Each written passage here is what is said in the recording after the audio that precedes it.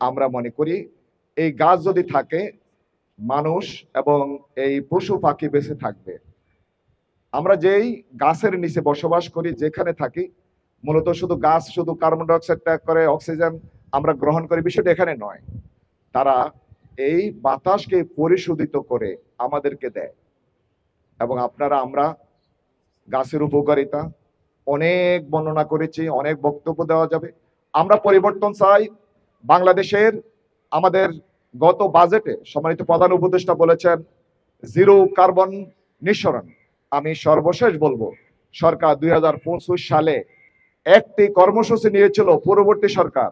আমরা একটি দাবি জানাবো, অবশ্যই আপনি জিরো কার্বন নিঃসরণের মধ্যে আসতে পারেন যদি সারা বাংলাদেশে আমাদের ইট ভাটাগুলো বন্ধ হয়, গাছ কাটা বন্ধ হয়।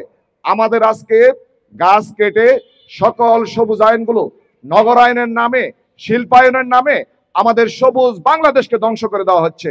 আমরা বাংলাদেশ জামায়াত ইসলামের পক্ষ থেকে আমরা দাবি জানাই, পরিবেশ বিজ্ঞানীরা, সরকারে যারা আছে, আপনারা এই পরিবেশ নামক যে আইনটি করেছেন সে আইনটি বাস্তবায়ন উদ্যোগ গ্রহণ করবেন। সকলকে ধন্যবাদ। আসসালামু আলাইকুম রহমতুল্লাহ।